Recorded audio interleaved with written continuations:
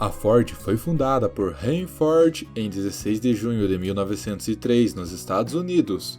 Apresentou ao mundo um novo método de produção de automóveis. Neste sistema, os funcionários permaneciam em filas, realizando a mesma tarefa repetidamente. A indústria automobilística de Ford necessitava de vários materiais para a produção, entre eles a borracha. Contudo, as seringueiras de onde era extraído o látex se encontravam no território asiático e estavam sob monopólio inglês. Assim, Ford pensou que seria uma boa alternativa buscar a matéria-prima em território brasileiro. No entanto, seus investimentos resultaram em um verdadeiro desastre e o número 4 vai te surpreender. Deixa seu like, se inscreve no canal e lembre-se, isso e muito mais você aprende no Clube do Saber.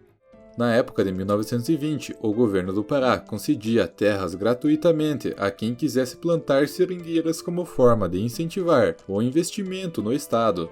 Assim, sabendo do interesse de Henry Ford em investir na região amazônica, o cafeicultor Jorge Dumont Villares obteve do governo as áreas em 7 pontos diferentes. Então, quando os funcionários da companhia chegaram ao Brasil, Villares mostrou apenas suas propriedades privadas, que acabava de adquirir. Dessa forma, Ford comprou 1 milhão de hectares do cafeicultor por $125 mil, o equivalente a 18 milhões de dólares nos dias atuais, sendo que poderia tê-las conseguido gratuitamente com o governo.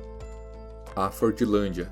A floresta começou a ser derrubada no ano de 1928 para a construção das casas e para a plantação das seringueiras. 2 navios Lake Ormoc e Lake Farge foram encarregados de trazer dos Estados Unidos a madeira, telhas e mudas, além de outros materiais necessários para a construção da vila. Uma das embarcações serviu temporariamente de hospital, além de fornecer energia elétrica para a região onde se instalavam as pessoas. Terminada a construção, a cidade era um verdadeiro povoado americano dentro da Amazônia.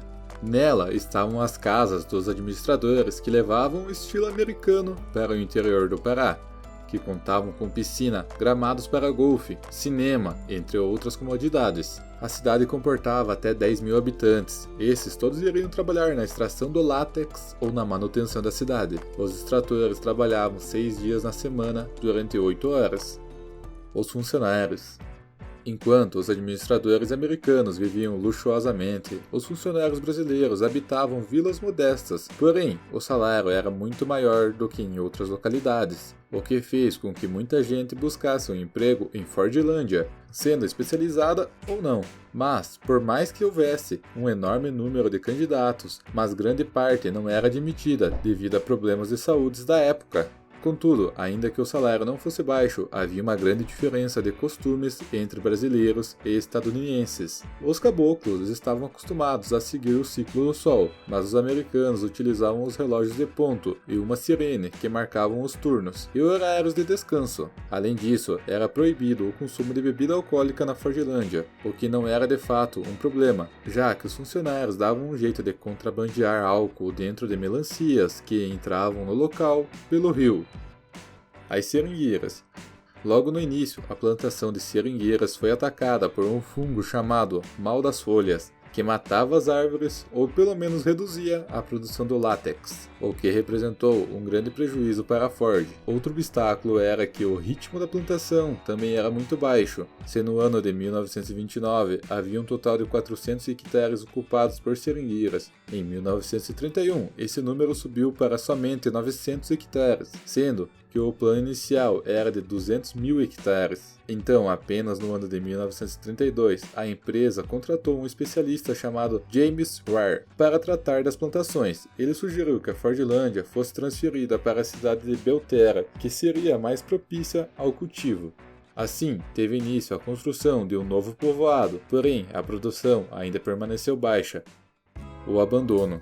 O surgimento da borracha sintética, que passou a ser largamente produzida após a Segunda Guerra Mundial, representou uma diminuição de interesse pelo látex. Outra razão era que a forma de produção das fábricas passou por mudanças. A terceirização fez com que os produtos não precisassem ser realizados totalmente num mesmo local.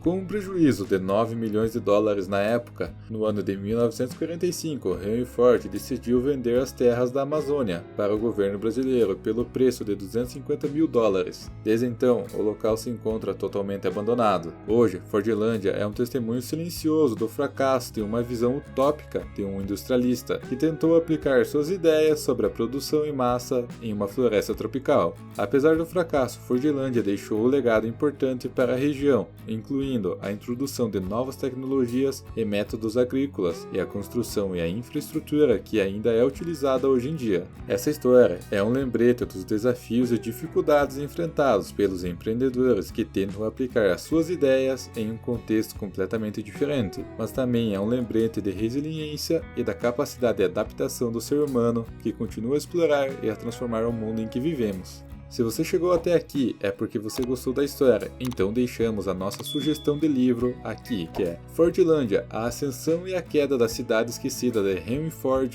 na selva. Comprando esse livro você ajuda o canal a trazer mais conteúdos, e agora deixa seu like, se inscreve no canal, dá uma olhadinha nos outros vídeos que temos aqui, e não esquece de comentar, você visitaria Fordlândia?